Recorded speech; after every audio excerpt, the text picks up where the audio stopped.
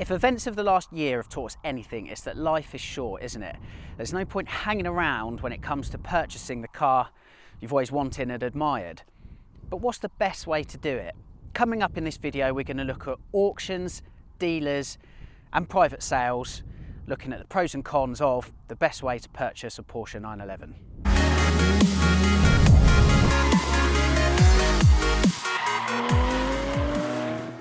All right then, we need to kick things off by outlining the different ways in which you can buy a Porsche 911. Really, there's three of them. You've got buying from somebody's driveway, many perils to that, we'll come to that in a bit. Then you've got the auction houses, that's kind of split in two, isn't it, between the event-based auctions and the online platform, which, as we'll go on to talk about later in the video, has become very, very popular. Then otherwise, what's historically been the most popular option, and certainly for the most diligent buyers, you've got buying off the dealer forecourt, and by that I'm really talking about independent specialists. It has to be said, I feel reasonably well placed to talk about this because I'm on my third 911 now, and I've pretty much explored all of the different ways you can buy a car. I know the pitfalls and the positives of all of them as well, so we'll dive in. The first one is buying off somebody's driveway. I won't spend too much time on this because to my mind, it's not something you should be doing. Bearing in mind the cheapest 911 you can buy at the moment is around £15,000 for a half decent 996. You have to consider the fact that even the cheapest 911 you can buy these days is a 996 Carrera, isn't it? That's still around £15,000. Now you've got to have titanium spec kahunas or really, really, really know what you're looking for to walk up to someone on their driveway, give them £15,000 and above, don't forget, it could be 20, 30, 40, £50,000, whatever it is, give somebody that sort of money and then just drive off in a car with no warranty or no kind of real comeback or anything.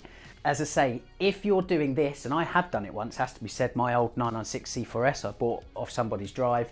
I'd like to think I knew what I was doing with that though, although there was still a risk attached to that because if I'd have driven down the road and the thing blew up, I wouldn't really have a leg to stand on, would I? So, only ever go for this option if, as I say, you completely know what you're doing. You can get an independent inspection, don't forget, for things like that, whether it's a dealership or a bloke or woman selling a car from their drive. If there's nothing to hide, they will have no problem with the car being independently inspected by a specialist or even a Porsche dealership. Porsche dealerships do that, don't forget. This category then is reserved strictly for the well-informed or the downright crazy. So, parking the idea of buying a Porsche 911 off somebody's driveway, we are left with this: dealer forecourts or auction houses. Let's talk about car auctions. We'll park the events for now because there aren't too many going on. Everything's digital these days, isn't it, due to COVID. COVID, by the way, has certainly played into the rise of online car auctions, hasn't it? So what do you get with an online car auction? Well, at face value, it's sold as seen, and whoever is willing to pay the most amount of money for the car wins. It's as simple as that. The advantages for selling, by the way, are no real tyre kickers turning up like you're most likely to get when you're selling a car from your driveway. You've also got no pressure from dealers in terms of trade-in values or anything like that. So again, at face value, it seems like a pretty good way to sell your car. You don't even actually have to leave your house in order to sell the thing. But we're not looking at selling a 911 in this video, we're looking at buying. So from a buyer's point of view, it's sold as seen. You could get a bargain if nobody else sees the value in the car that you do. And again, you're not subject to any pressure from dealers trying to make you buy the car. What you don't get though is any sort of real protection. There's certainly no warranty involved. And like I say, it's sold as seen. The liability always falls with the individual seller, not with the company itself, okay? So you're just buying from a platform, but the platform itself, whoever it is, whoever that company is, they do not assume responsibility for any of the cars on there. It's really important that you remember that, okay? Then we come to the third option, as I said, that's specialist dealers. Now, the whole point of specialist dealers is they specialise. Now again, it's really important to separate the wheat from the chaff. You've got run-of-the-mill dealers that just kind of sell anything they can get their hands on in terms of sports cars. Then you've got the specialists. The specialists are highly reputable in their own country and abroad. They've been trading for a long, long time. Now that means that every single car that ends up on their forecourt or in their showroom is representative of them and their reputation. They've spent years crafting that reputation and they're not about to undo it by selling you a flaky car. You might pay a little bit more in terms of average market value, But what you can get is a very, very, very good car. You'll always get a warranty, minimum of 3 months by law. Some specialists will give you 6 months. A couple of specialists will even give you 12. But despite all of that, it's online car auctions that seem to be incredibly popular at the moment. Now, more than ever, in fact, people are willing to purchase Porsches online, often sight unseen, via the realm of online car auctions. This phenomenon in particular has blown my mind, to be honest with you. I cannot believe the amount of people that are willing to part with vast sums of money on cars they have never seen before. They're literally buying blind. So am I out of touch, or are there a lot of people out there taking big risks? Well, to find out, I wanted to speak to somebody who runs these online car platforms, and certainly the most popular one at the moment, isn't it, is Collecting Cars. I therefore put a couple of questions to Ed Lovett, proprietor at Collecting Cars. The following clip is taken from the Road to Redline podcast that I do with Joe Williams and Andy Brooks.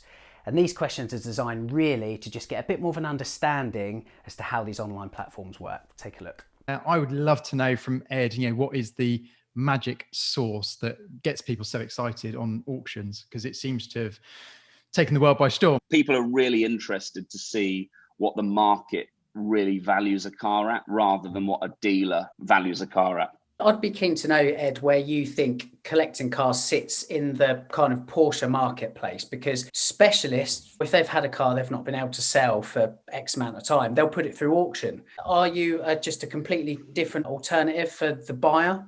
Or is it a case of, well, you are fulfilling that role a little bit? I think it's a good question, Lee, and there's a few things there. So because of our curated auction, I think you're not going to see 3 996 C4Ss for sale on one night. You're going to see one. So you're kind of deciding whether you want to bid on that car and what you value that car at. But I think that there's a place for all of us in the market. How many people do in fact buy these cars blind in terms of Porsche? I would say 90% of them are bought blind. 90%. 90%, and wow. that is down to photography. So if you read the description and look at 150 photos, if we say there's no marks on the wheels, then you can see the photos. There's no marks on the wheels. So that's how online car auction platforms work. The next step is to assess their viability as a place to spend your money on a Porsche 911. What I have done therefore is seek the unbiased opinion of the folks at Hagerty International, most specifically the Hagerty Price Guide for the UK. They are data driven. They're going to give us some really, really interesting stuff on, as I say, the viability of online car auctions as a platform for buying a 911. John Mayhead, editor of the UK Hagerty Price Guide. It's such a valuable resource, what you do and what you oversee. I wonder if you wouldn't mind by kind of just explaining exactly what that is for people that don't know. Yeah, sure. So the UK Hagerty Price Guide is a free online guide to classic car values. Even though I said classics, it covers classics and collectible cars. So what we do is we track about 2,000 different models. We give 4 values. So there's everything from fair all the way up to concourse. And the idea really is to give enthusiasts a good idea about what their car is worth. The thing that I'm kind of trying to establish is historically, from the side of the dealers, the specialist dealers, if they have a Porsche model that they haven't had too much luck selling, or a car that they're not particularly happy with putting their name to, they'll put it through auction. From the point of the consumer, is you buy at auction, the cost might be less than what it would be on a dealer forecourt. In terms of the buying experience or the way to buy, it's the poor relation to a dealer and a showroom.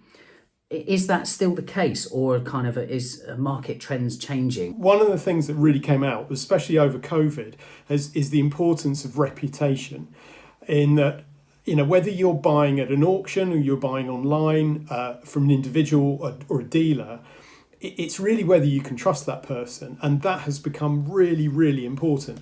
And a dealer said to me, and it was a great quote, he said, actually what that's done is it's forced what he described as some of the bedroom brokers kind of out of the market a bit. Whether you go to an established dealer that you know the name of, or you go to an established auction house, any good quality, and most of them are these days, there's very few auction houses will want to jeopardise that goodwill by putting something through that isn't really well described. Where do you think market confidence is currently in terms of online auctions? We have seen a big shift in the amount of cars that are sold there. If you look at all the 911s that were sold in the auctions across the board that we tracked in the last 12 months, from a standard, so a live auction, the average value of that car was £42,750. Okay, if you go to an online only auction,